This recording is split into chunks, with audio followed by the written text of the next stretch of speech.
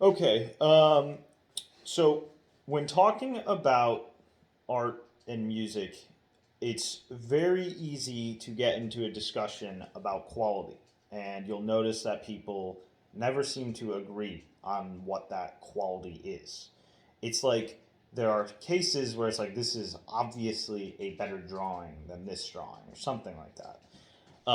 And yet there seems to be no real system. People can disagree on anything.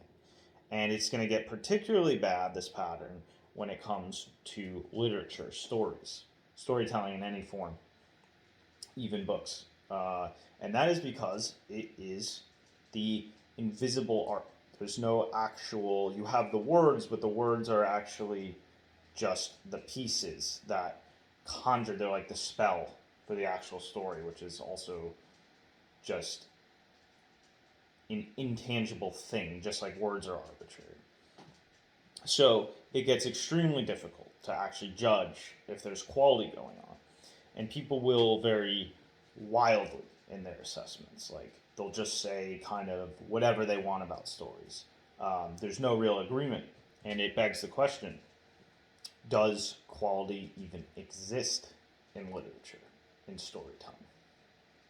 So the reality is, yes, actually, stories and all the arts are actually empirically measurable in their quality, and that's because the arts are actually, in fact, sciences.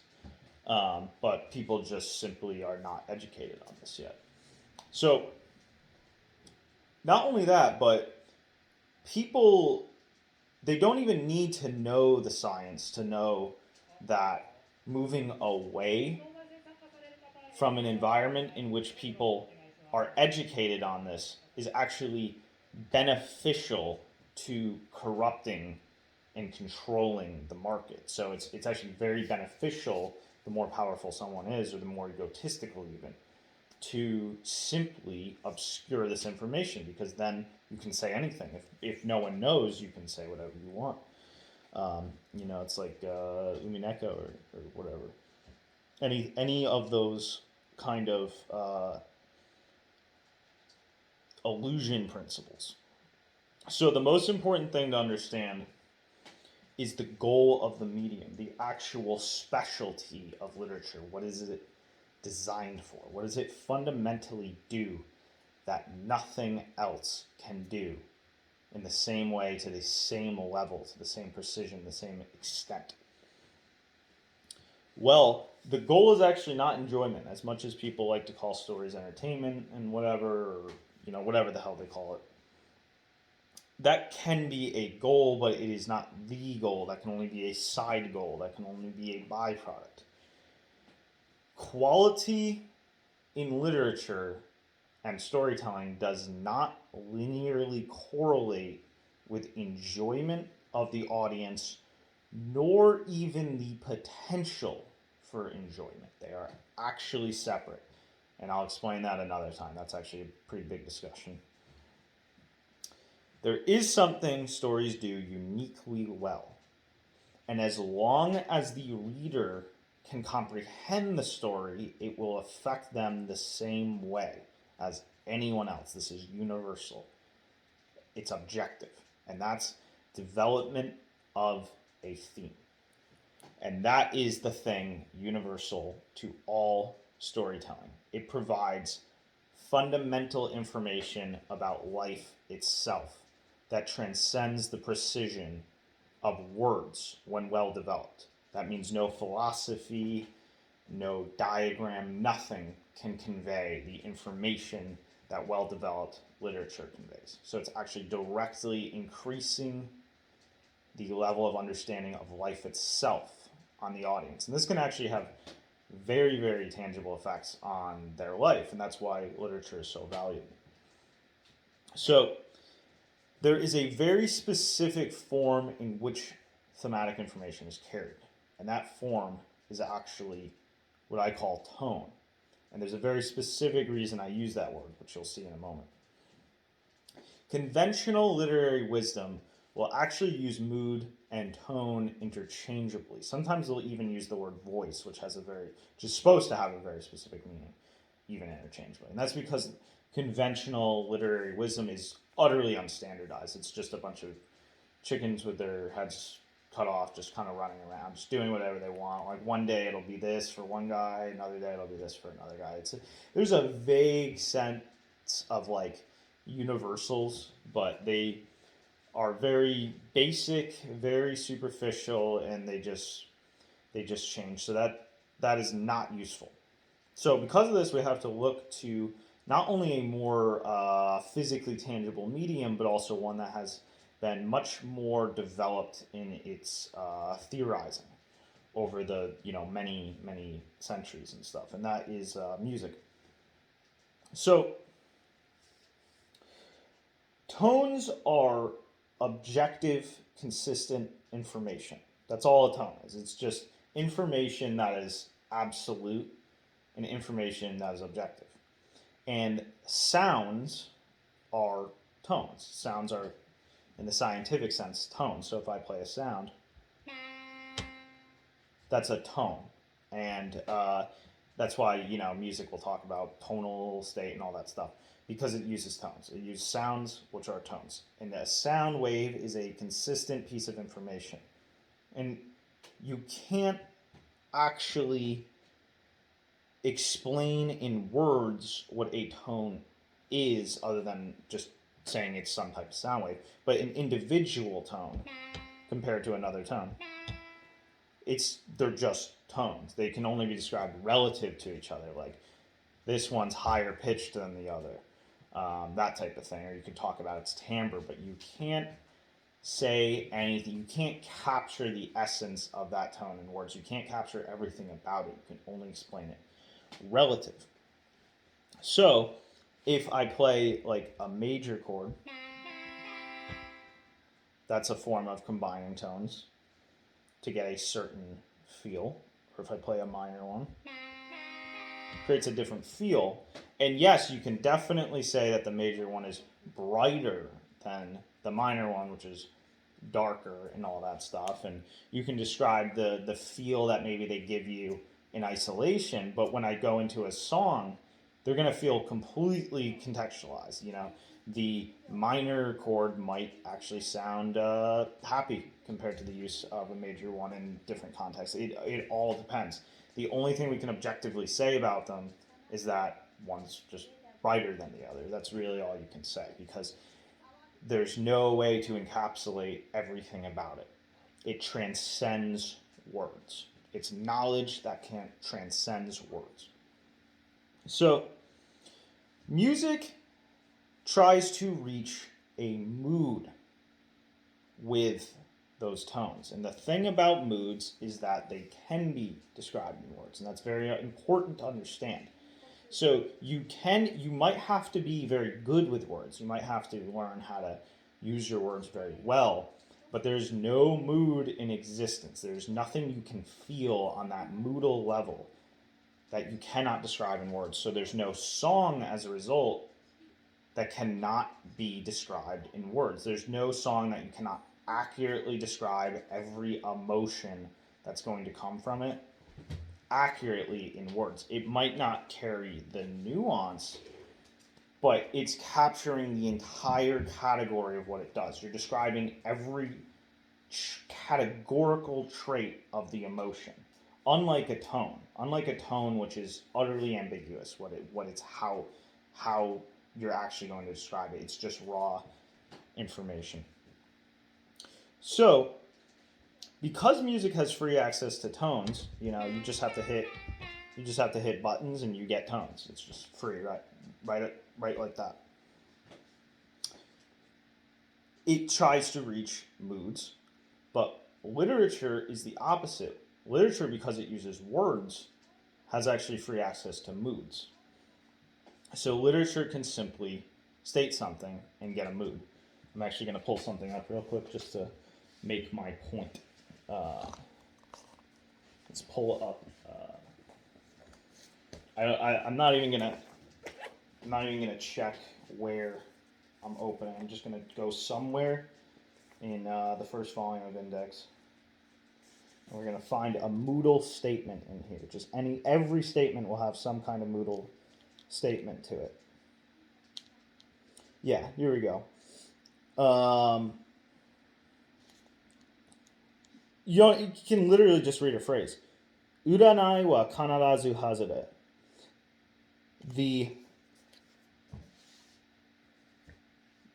sort of fortune-telling whatever thing always misses. In this case, I think it's talking about horoscopes, but it always misses. The horoscope always is incorrect. That's a statement with modal pessimism, objectively. That's what it is. It's modal pessimism.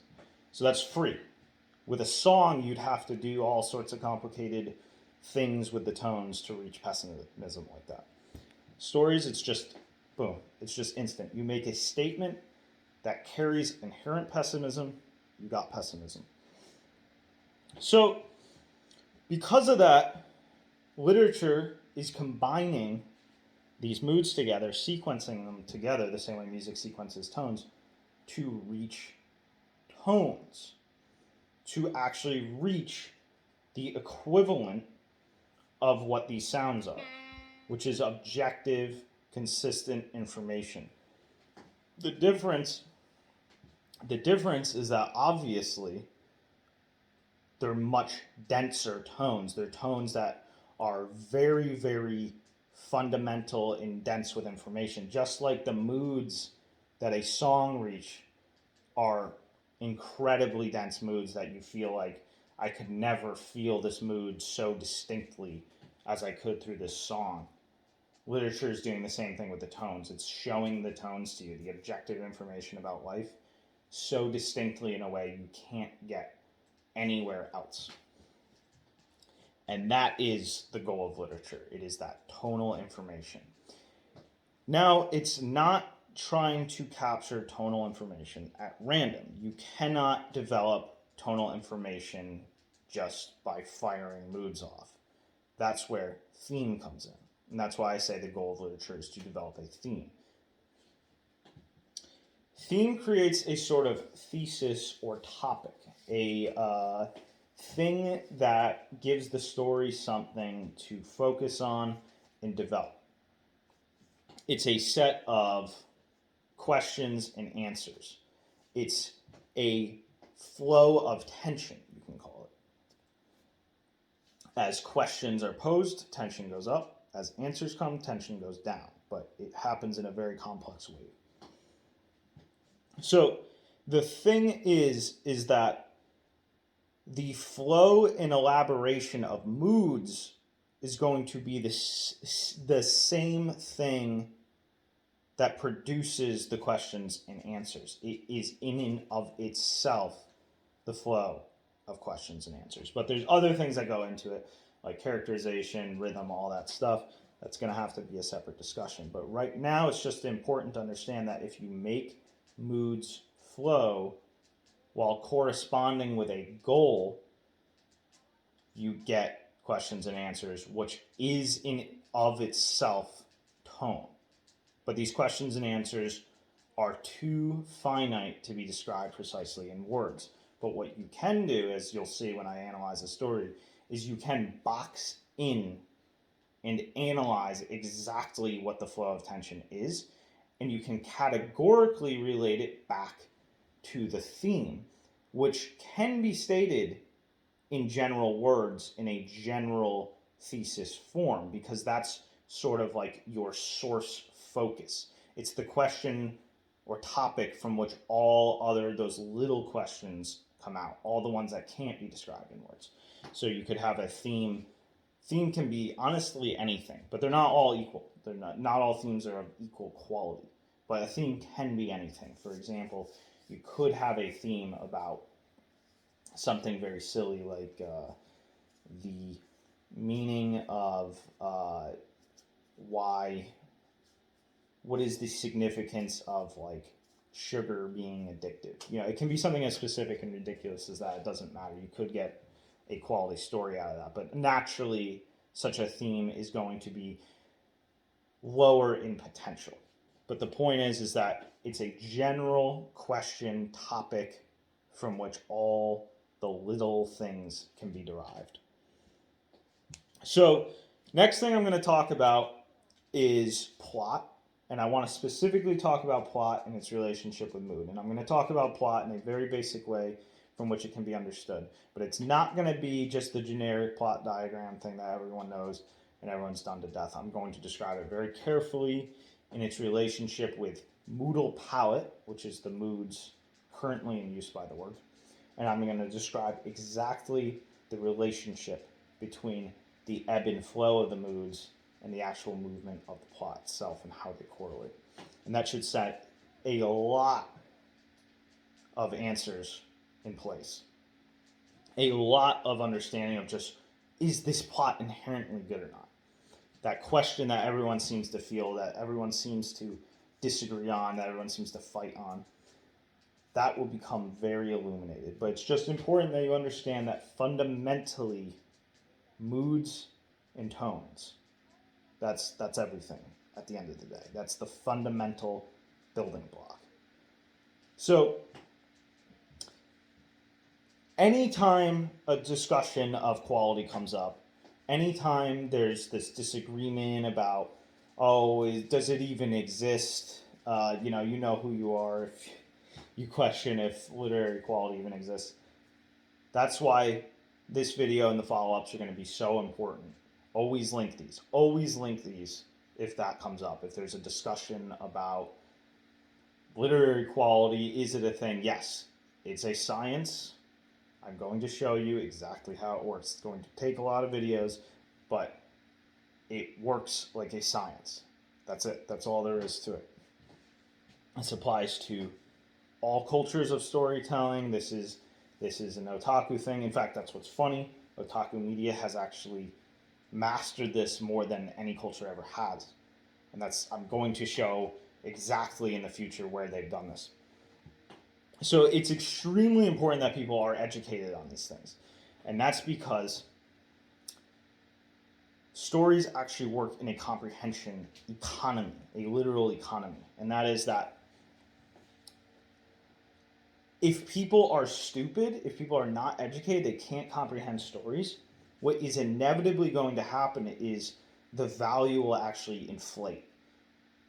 Poor stories will actually be valued too high. And I'll explain exactly why that happens another time, all the things that can cause that. But inferior stories will be valued too high, and extremely high quality stories will be valued too low. So it starts to create this kind of flatlined landscape where just high value cannot be reached. Like, people can't easily find their way to the things that matter the most because culture is simply not valuing the things that matter the most, and they're going to easily find their way into things that don't matter or even can be harmful distractions or can even make them just bark up the wrong tree in life as a whole, get them away from basic otaku values, all that stuff, all these things that are just going to make life worse. So that's why it's extremely important. Education on this is everything. So